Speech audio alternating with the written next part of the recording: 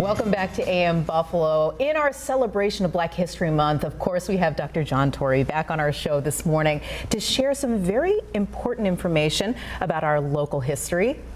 And it's about the men's chorus, correct? Yes, the Royal Serenaders men's chorus, which was founded by Roy Mathis. So Roy Mathis was born in Chattanooga, Tennessee, in, I'll make sure I get my date right, June 7, 1926. And like many people during the Great Migration period, after he came to, got of age, he ended up deciding to move north for better opportunities, landed up here in Buffalo in 1945. He was the youngest of 10, and so he decided to do a chorus with his brothers, with 3 of his other brothers, and it was the Mathis Brothers Quartet. And so whenever we look at history, right, we look at the ripple effects, what it has done for our local community.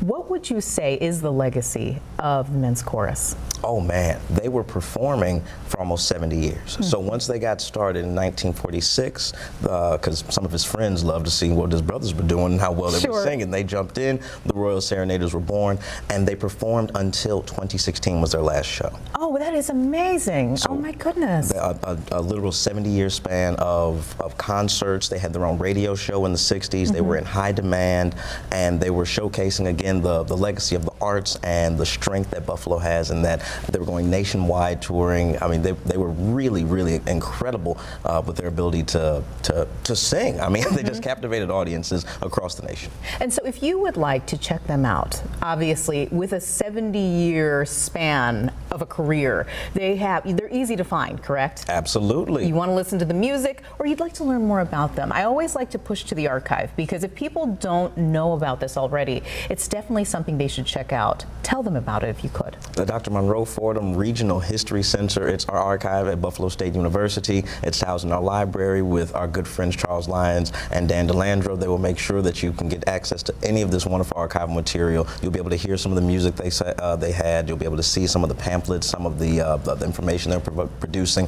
You'll even see notes from some of the guys who were in the chorus explaining how it affected their lives. I read a note from a bass singer the other night, and he was just saying how much it really impacted him to be a member of the Royal Serenaders, how he was so proud to be a participant. So you get to get all that information and more.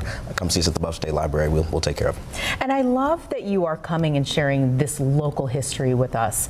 And I don't think I've actually asked you this the past couple of times that you've been on the show, but being able to speak to our local history versus the national history that we might have heard before, how important is it that we do this, immerse ourselves in our local history? Oh, it's vital. It's a way of getting to know your community, whether you've been here for 90 years or you've a recent move like me, right? It's a way of getting to know the history of the people who have been here, and again, the legacy of what they've been able to accomplish, what they've been able to create, and how it's been able to continue. So I think it's really important that we think of Black History Month not just as 28 days, it's 365. This is just one way to get that sampling so that you can keep on exploring throughout the whole year. And you mentioned, our history and how it ties into music because of the men's chorus. Buffalo is such a music town, and it has to be because of the history that they made here. So if you can speak to that, knowing that we have what we have now because of them, what do folks out there need to know about being able to honor and remember that this is something that they had a huge hand in?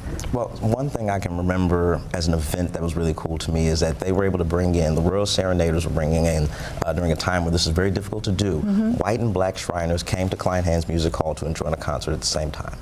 Now that the Serenaders could set that up and provide that as a way of showing how music can help bridge racial divides, it can bridge racial gaps, it can help bring communities together, right? Yes. And so that legacy of being able to use the arts and being able to use music to be able to build communities and bring people together, that still continues now with the Buffalo State Summer Music Institute and the Community Music School are 2 more examples of ways we keep that legacy alive right now. That is beautiful. Dr. John Torrey, thank you so much again for being on AM Buffalo and continuing to be on AM Buffalo and to educate us, because this is a really important time, but like you said, it's all year long. Well, thank you again. I appreciate it. Thank you so much for having me all month. It's been a blast. All right, stay with us. You're watching AM Buffalo.